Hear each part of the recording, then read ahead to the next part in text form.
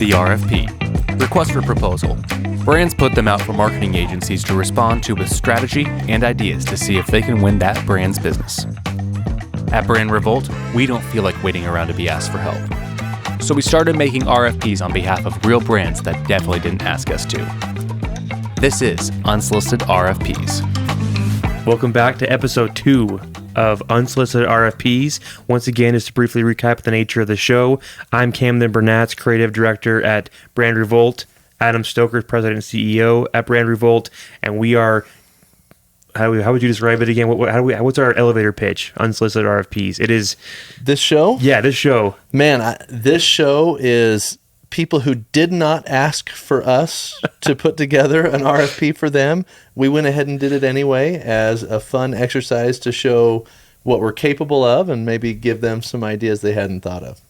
So last episode we talked about, we addressed Black Desert Resort, and now we're going to crush that, by the way. I think so, yeah. Pending when they want to work with us. We'll give you an update when they sign with us. Yeah, we haven't published the episode yet, but it's just a matter of days at this now point. The next brand that has not asked for an RFP or a response, but we are giving them one, is Maverik, the gas station and convenience store chain focused on the West Coast, right? They're not out east, just west, right?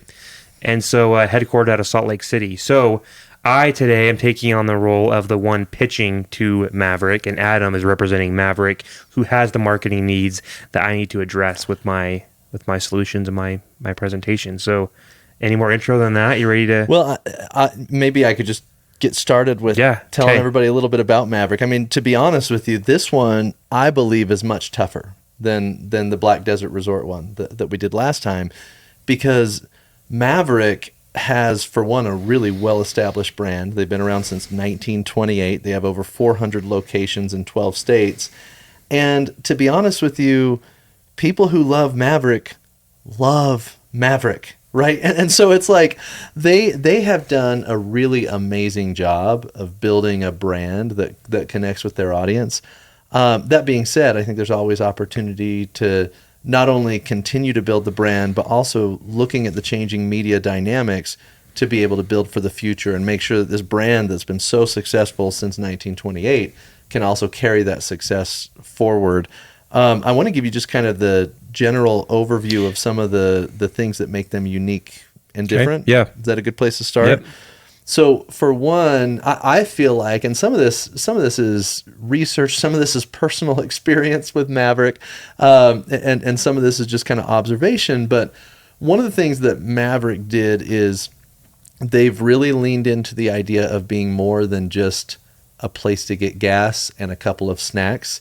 They've introduced custom kitchens into all of their Maveriks, where they actually have a menu that's consistent across most Maveriks, and the food is really good. Like, gas station food historically is garbage for the most part, right? And their breakfast burritos, I mean, there was a time when before I tried to get in a little bit better shape, I was seeking out those breakfast burritos on a pretty consistent basis. The food is very, very good. So food is one piece of it. They also really maximized what I feel like is the breadth of snacks that they have. Like, you can get almost any drink that you could find anywhere in a Maverik. You can get almost any snack that you could imagine in a Maverik. They're clean. The bathrooms are big and in good shape and also very clean. I feel like the other thing that they've done is, if you look at the exterior, they really make sure that all of their bays where you come in to actually get gas are big enough for every type of recreational vehicle. So you get the RVs, the camper trailers, and all that kind of stuff. And their tagline over the last several years, I think it's been quite some time, is Adventure's First Stop. And if you're going to be Adventure's First Stop, you have to have the great food. You have to have the breadth of snacks and drinks available. You have to be able to accommodate those that are on their way to adventure. And I think they've done a really, really good job of that. They also have a loyalty and rewards program called the Adventure Club that I think is really interesting. It allows people to save a lot of money on gas. It allows people to get discounts and things like that when they're buying snacks. And they've really done a good job of connecting with their audience. And so, big picture wise, I think their product is the majority of what's built their brand, because they are so much different than especially Utah gas stations, which is where they started. When you start to get into like Buc-ee's and Come and Go and some of these other major Wawa, I don't know if you've ever been to a Wawa out east, but they've got some really solid competition outside of Utah and outside of the Western United States. But for the area that they're in, I don't think anybody has really reimagined the gas station concept the way that they have, which makes them a challenging brand to come in and say, here's how we're going to make it better. So I'm curious what your thoughts are on how would you, if Maverik asked you to come in and help them build their brand for the next 20 years, what would you do? What would you change? I'm curious. Okay. Yeah, I agree. A lot of good things, a good foundation to work on. This isn't like a saving of a dying brand or something like that. And when it comes to gas stations and convenience stores, people who are not loyal to one brand, it's when you're about to run out of gas, whichever one's closest, right? And a lot of gas stations and convenience stores have just tried to make themselves convenient. Like, we're on the corner, you can find us. It's like a quantity game where if I have enough places in an area, I'll saturate the market. And Maverik has done a good job of with Adventure's First Stop of just any kind of positioning as a gas station or convenience store, where a lot of them don't really have one. It's just, we're here and we're convenient. Just the fact that there's positioning is already a step in the right direction. So the fact that they have a brand and their visuals with all the, I know at the little screens that they show like some clips of people jet skiing or skiing or whatever, and local to where you're at in the West, you see these different adventures people are happening. Well, a nice touch there is skiing in the winter, ATV riding, other kind of stuff in the summer, so they actually follow you with the seasons, with the type of content they show at the pumps. So I would say one of the main opportunities that Maverik can address is that the fact that you do have some loyal fans, the Adventure Club members, people who seek out Maverik specifically, you sell your experience through the eyes of those who already love you, which is the Adventure's First Stop, that theme. You expand that more to show people why you would want to seek them out beyond just the fact that they're the closest one on the corner. And so when I think about Adventure's First Stop, there's lots of opportunities to then build content around, well, yeah, you're the first stop, but then capture the adventure. There's more things that people are experiencing that are entertainment, that Maverik's a part of that experience, where you're the first stop. But what if you went and so let me back up a little bit. I actually am a member of the Adventures Club program. I get their points. Like you get a free drink every now and then and stuff like that. But one of the things you can do with your points is you can enter sweepstakes. They'll give away a side-by-side or a truck and camper trailer every once in a while. And you haven't won that yet. Have not won that yet, but I'm working hard now on it. And so those are great, but those are giving away often the vehicles or the tools or just cash that helps fund an adventure. What if in one of those sweepstakes is you periodically gave people a chance to win an adventure, a trip, an all-expense paid ski trip, or a ATV tour through, Moab or something like that. And people could enter to win a trip that you're not just giving them the vehicle for, but the experience, and you are documenting that. So episodically, you have so-and-so from Wyoming who won this trip, and they're going to Glacier National Park, or I don't know, something like that. And you document them getting their prize. They start out, Adventure's First Stop is Maverik, right? So you get them all their snacks and their gas with their new ride, whatever, stock up at Maverik. And then you document them and going and experiencing this unique thing, the reaction, the adrenaline, the fun things, the nature that they see, etc., and their reaction to it. And it becomes this content piece that people are being entertained by it, whether or not they're fans of Maverik, but they're saying, man, that looks fun. It's cool that they give away those experiences. I want to win a free trip and an adventure that starts with Maverik. I better start earning Maverik loyalty points and starting to choose them over someone else. And even more than you've already established yourself as probably the most brand recognized convenience store and gas station, at least in the West. Now you're expanding that with people who are not just thinking of you when they see you on the corner, but they're seeing your content online. And they're doing a good job with content now, of little clips and stuff, like at their gas stations itself. You see little clips of a video and stuff, and they do have a YouTube channel with some clips, basically, I would say, but it's not entertaining content. I think they have an opportunity to capture the adventure experience. Starts with Maverik, but capture all of it. So if I'm understanding you correctly, then you're saying that they capture a lot of content, but the way they organize it and publish it isn't necessarily as engaging, or isn't necessarily storytelling. It's a lot of B-roll. Okay. Yeah, it's someone. Here's a person water skiing. Here's a person driving on the mountains, and it's like, okay, it themes their locations. You see stuff playing on the screen when you're there, or you see an ad every now and then. But I wouldn't call it. It doesn't build you're not building a community, right? You're not building an audience that is looking forward to the next piece of Maverik content. It's just something that themes you when they see it. Does that make sense? Yeah. So I'm saying they should build something that actually you want to subscribe to, you want to follow, and you want to, you wait for the next one to come out because it's entertaining. Okay. So I guess my question, if I'm Maverik, there's a couple things. Number one is, and this is why Maverik is a challenging one, I'm already winning. Mm-hmm. So why would I go pour a bunch of budget into creating these, I guess, adventure capture content that we're talking about? Why would I do that? A couple of reasons that I can think of off the top of my head. One is that not that you should necessarily turn off the things you're doing. If it's working, don't break it. But you are going to have to continually pay to get in front of people with you might have great content, and they do have good content. I think they have good visuals that go out in their ads and stuff like that. But if someone doesn't click on your ad in that moment, or you're not the closest one on the corner when they need gas, they are just not thinking about that. You've lost that opportunity, and you have to pay to get in front of them again with another ad, or hoping that you're the closest one next time when they need gas. And so by having this, you are taking up a place in their mind that they are seeking you out, and they are thinking about you outside of when they need gas or a burrito. And so by building a community, your marketing dollars go further, because instead of just hoping that you get someone in the moment that they need you, they are thinking of you even when they don't need you. So then when they do need your store, or they're on an adventure and they need their first stop, Maverik's where I'm going to go for that. So the perpetual return, I guess, of your marketing dollars, the investment in building a community as opposed to just paying for ads all the time, is what I would say.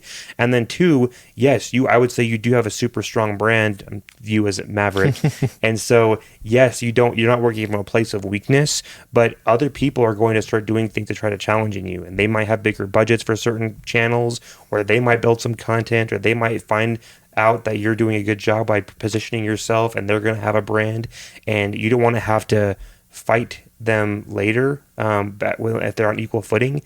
Continue your hold by becoming not only a convenience store, a gas station, but also an entertainment and content brand. It doesn't have to be your main focus. You're never going to become Netflix, right, as Mavericks. Like, it's fine. But by establishing yourself more as like a lifestyle brand, people are going to want to wear your merch. They'll subscribe to your channel. You're getting engagement beyond pumping at the gas station or buying a burrito.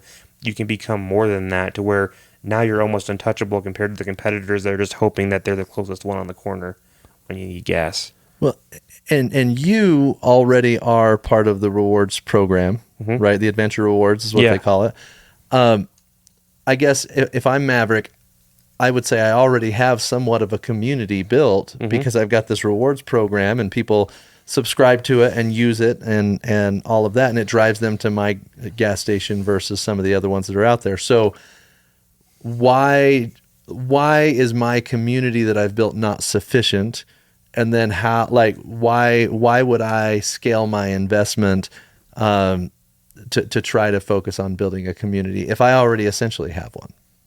I think you have one, but I wouldn't say it's not 100%, right? Like if all the people that go to Maverik, and I don't have the data in front of me right now, but not all of them are Venture Rewards members.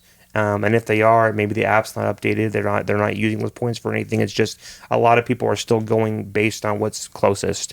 And so I would say there's still opportunity there, even though you are probably leading the charge. You'll be satisfied. I think of that scene in Mad Men when he's talking to the people who make the what product is it? Now I'm forgetting. But basically, he talks to these people and says, "You're not happy with 50%. You want 100%. Like, why would you settle just for leading the market? You want all the market." And so, not that this is now a spinoff of Mad Men, but I think about the same thing. Like, just because you're doing really, really well doesn't mean that you should rest on your laurels and not try to get more. Like, there are people who are going to your gas station occasionally when it's convenient to them that are not thinking it from a loyalty perspective. And if it gets way more exciting to be a part of that program, one, because you're entertained by them, but two, you can win free trips and things like that are even more exciting. I think that will enhance the amount of people that are using that program and therefore coming to you more often over a competitor, skipping past the 7-Eleven or a quick stop to get to the next Maverik. And the incumbent is always under threat, right? Like, it's funny because once you become the market leader, it's actually more challenging than it was trying to gain the market share and catch up, because now you've got to maintain it, you've got to stay in front. And you already see, even in southern Utah, that there's chains like Terrible's who have a much more comparable product to Maverik than some of the other gas stations who are around Utah. And so there's always going to be threats. And in my opinion, being the market leader, that's awesome. But now your role is to build the moat that protects you against further innovation or further people trying to, I'm trying to think of the word, but basically trying to encroach on your brand, right? And steal your market share. And the worst thing to do is to say, okay, we got here, we did it, we're done. Right. Yes. And one of the things that I thought was interesting that you said is if you start to capture the adventure. A question I have, so right now in Hollywood, some of the most important or most popular reality style shows, Survivor has now been around for 20 something years, right? I had a professor at BYU, and in fact, Colby, my business partner, we met in her class. She went on Survivor, right? And this was 2009, so a long time ago, right? That show's been successful for so long. Have you watched Alone? Oh man, Alone, where they go drop people in the middle of the wilderness, and it's like whoever survives the longest wins $100,000 or something like that. There's so many of these different kind of adventure or survival shows, and Hollywood creates them, or some. But what's not happening is brands creating entertainment that rivals that, but it's owned by the brand, right? And so, like, I think there's a wave coming that's an opportunity for brands, instead of just letting Hollywood have all the fun and create some of this really incredible content and entertainment. Why couldn't Maverik build a full-on show that is competitive and has adventure at the core and has a very simple Maverik in the background somehow in each episode? And if you're providing the value, which is entertainment, as Maverik, the consumer isn't going to be upset that they happen to stop at a Maverik before the adventure or something like that.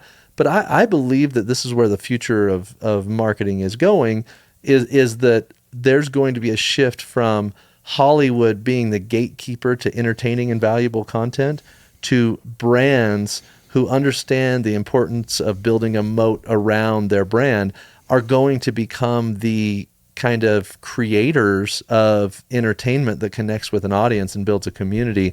And I think Maverik, as the incumbent here, at least in the Western United States, has an opportunity to lead and be on the front end of that shift. And I think that could be a really cool outcome. Yeah.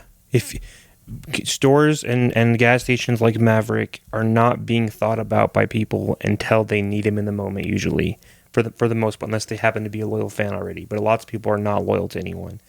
And so by having any kind of presence, entertainment in this case, presence outside of that, you are leaps and bounds ahead of the other people who are just waiting for the moment that they need you. They're thinking about you when they're not needing you. And if I were to point to an example of Maverik was thinking about this and say, what would this look like? It's not the exact same because it's not the same kind of brand, but I'd point to Red Bull as someone who's done this. People don't necessarily think about a drink all the time until maybe they're at Maverik and need a Red Bull. But Red Bull has done all kinds of entertainment and event-based content where they're sponsoring and running adrenaline-fueled, like, like bike races and people skydiving and people jumping out of helicopters and things like that. And there's all this different entertainment content that is Red Bull branded. It's not saying, hey, buy Red Bull or 2-for-1 deal this weekend. It's not an ad per se, but it functions as an ad through entertainment because Red Bull's brand is attached to all this cool, fun stuff. And so it's not only helping the brand go further, but you're thinking about them other than when you're looking for a drink in that moment. I think this is another piece of where things are going. It is, you bring up a really important point of Red Bull and Maverik. They kind of have a great marriage because Maverik obviously is the distribution platform for Red Bull in a lot of cases. Red Bull does incredibly entertaining content. Why not partner the two of them together to build kind of co-sponsored content? I mean, Red Bull's model has proven to be effective over the years. They started with content. They did content before it was cool, right? Yeah. And I think that's what's led to their brand being so successful and significant. And really what that means is by following the model that Red Bull's created, but then also partnering with Red Bull as part of the process, the scalability of Maverik's brand could go through the roof. One of the things that when you create entertainment like this, it removes the boundaries that usually, the geographical boundaries that are usually on a brand, right? Because your budget can only go so far. Maybe if I'm Maverik, I can probably only advertise from California to Colorado and, the Montana to Arizona, right? And that's the area I can advertise in. I'm never going to build my brand in New York. But for a similar amount of money that it costs to do the marketing that they're doing today, they could build entertainment that goes far beyond that budgetary limitation, co-sponsor it with Red Bull, and now we're talking brand expansion through the roof. Think about the potential of if people I don't know what their business plans are exactly, how appealing that is for them. But imagine if you are a popular brand on the East Coast where you don't have a store currently. People are like, oh yeah, Maverik. That's like, and they know about you the way they know about like a Red Bull, for example. Either whether you want to expand out there or not, there's opportunities there. It's good to be recognized, and this is where again, your people are thinking about you besides when they pass you on the road and they're looking for gas, and that's. But what's nice though is the fact that it is a convenience store, that they are in all the corners in the West. Like it's an opportunity. It's not like I love that brand, and when I have $1,000 to buy their expensive product, maybe I'll do so. No, people can act like tomorrow. Like if they're a fan of you, and there's like I have 7-Eleven here, and I have Maverik there. They have so many opportunities to try you out and choose you quickly and regularly and engage in that experience that it's low-hanging fruit to get them in the door. Just entertain them, make yourself stand out. Yeah, I mean, I think brands. There's two opportunities for Maverik here. Like you mentioned, strengthen the existing community, right? And by doing that, you can increase your market share in the areas you're already in. But I also believe that brands are either growing or they're slowly dying. And that's why it's so important for Maverik to continue to innovate and stay on the front end. And so, yeah, right now, the idea of opening up a Maverik in New York might seem crazy, but you have to have that kind of growth mindset or somebody else is going to encroach and break down your market share. And so I love the concept of this that you're talking about for Maverik. Yes, their adventure's first stop, but let's not have everybody forget you when they go on the adventure. Yeah. Let's be a part of the adventure too. I mean, those snacks are eaten throughout the adventure. The drinks are eaten throughout the adventure. The gas fuels your vehicle for the entire adventure. So let's be with them for the entire thing. And I think building the type of content that you're talking about would really help there. And the only way you get to be a part of that experience is if you are a loyalty member and you enter the sweeps. Like that's the thing I think as well, as you're rewarding those.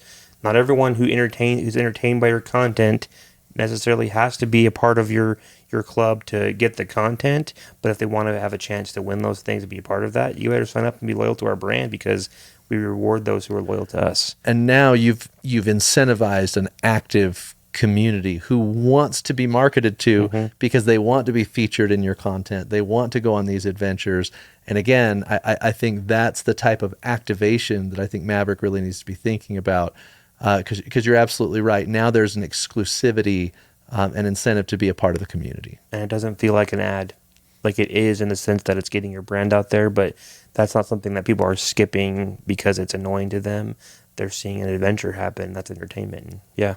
Yeah, you're creating an experience, right? And bringing the audience along for the journey. None of that is, please go buy a bag of chips at Maverik today. Yeah. Okay. Any other main objectives I that was kind of one direction. There's multiple things that Maverik could do, and I focused on the content aspect, but do you think of any like high level objectives that you think they would have that have not been addressed, or is that? I think the bigger question is, how would they know if an initiative like this was successful, right? So let's say they take your recommendation and they go create a series where they're capturing adventure and things like that. How do they know if this worked, and what's the outcome that they can expect by doing something like this? I'd be very interested in helping them compare two main numbers. One is the number of people you have that are part of your program, which they already have that number. But then by monitoring, and again, I shouldn't act like they have a YouTube channel. I know I've looked into this, but it's not, like I said, it's mostly clips or ads of things. It's not like episodic entertainment based. Whatever platform they publish these episodes or this program, whatever you want to call it, on, I would want to see followers and subscribers of that platform and compare that to my loyalty program, because there's not really much of a reason to follow them right now. So I doubt they're watching very closely their YouTube subscribers. But you start putting out content like a show, you start saying, okay, are we getting followers there? That's evidence number one. This is working on the sense that we're building a community. But then if you have 1 million subscribers on YouTube and it's not moving the needle on your loyalty, then you think, well, what's happening? We want to address that.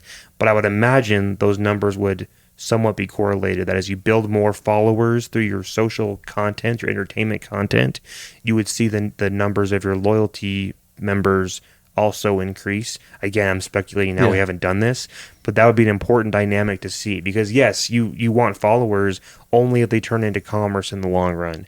And I guess commerce also, people can buy your stuff without being a member. So if your sales go up, but those are the two things I'd love to see the correlation is, if we're building an audience, are they also becoming loyalty member app downloads as well as just entertaining content? And if it's not necessarily happening, then you at least have a platform where people are seeing your stuff to then adjust your message. Maybe plug the app more, maybe feature more. You can still have some advertising within your content, but people are subscribing for the content. And so you have more of an extension that I would say, it costs money to do content, but kind of for free, you can put as many YouTube videos out as you want. And so you have this now platform to test messaging, to test ads, to test deals through this content channels community that you're not having to go buy Google ads for, or buy a billboard for. You have an engaged audience to test stuff with. Yeah. I think two additional metrics that I would look at. Number one is user-generated content. So I would want to know, how often are people tagging Maverik when they create their own content? And does that scale with the content we create? And I think we could even incentivize that by saying, not only do you have to be an Adventure Rewards member to participate in some of these challenges or content that we create, but you also have to create content that tags Maverik and show us that you'd be great in a video or something like that, right? So user-generated content would be one thing that I think would be a metric I'd want to target if we did a campaign like this. The second thing is, there's a lot of phone data aggregators out there who know way too much about us based on our geolocation data. And I would almost want to create a metric for Maverik called like an inconvenience metric. And the idea is, you build a benchmark of how far do people go off their specific route to get to a Maverik before we release this campaign. And then what's the average distance off their previously scheduled route that they'll go during and after this campaign? Because I think it would be really fun to see convenience. I think it's very likely that Maverik's already built the type of brand that if you're driving by a Maverik and you need something that they offer, you're likely to stop. Like, I think that's pretty realistic. They've got good stuff. It's got the variety you need. Yeah. So then the next question is, will they go out of their way to go to you instead of a Chevron, instead of a Texaco, or instead of some of these other gas stations that are out there that are more just your traditional gas station?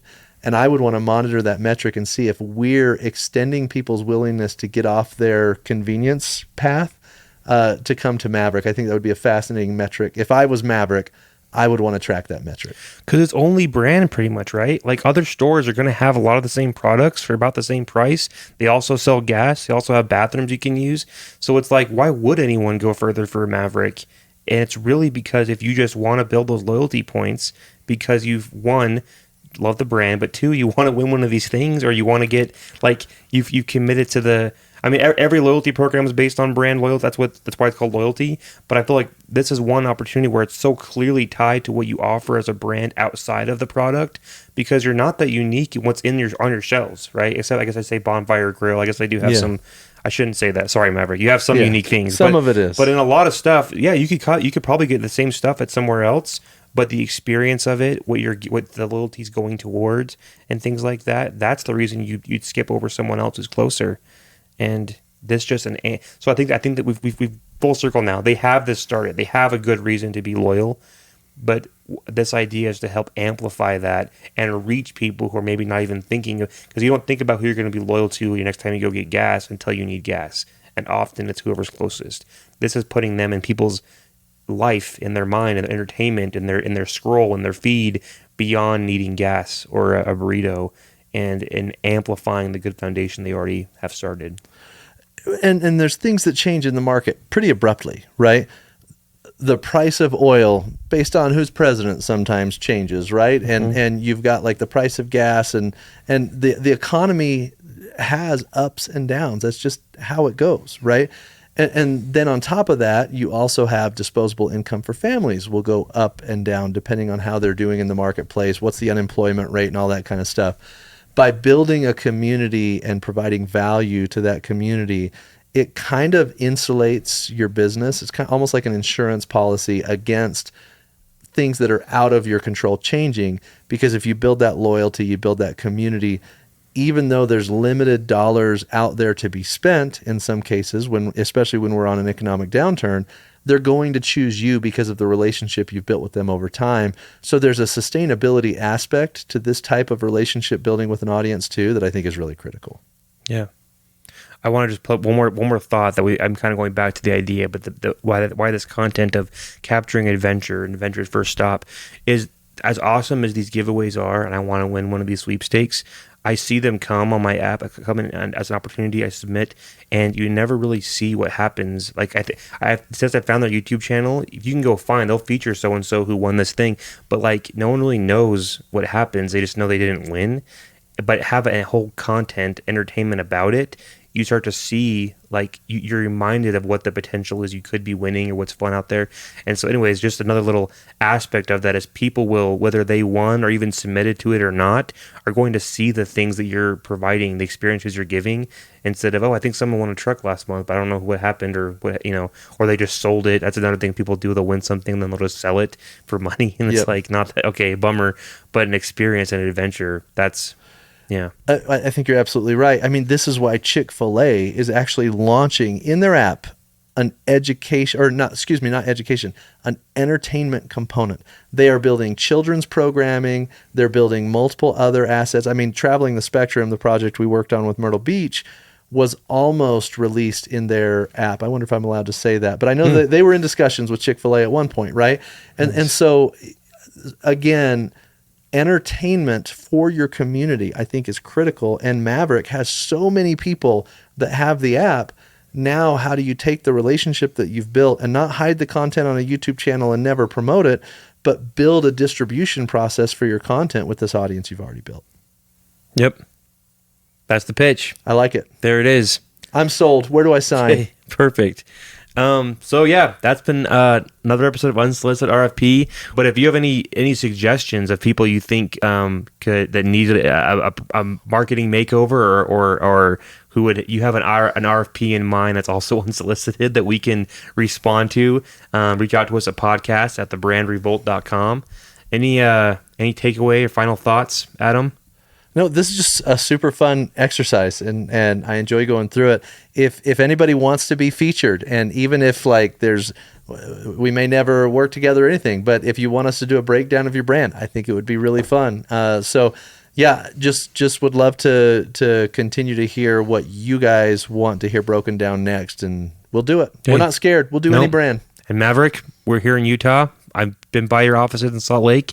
Be happy to go for a meeting. We're there all the time, so give us a call. We've got more ideas where this came from. I like it. Okay, see you next time. Thanks.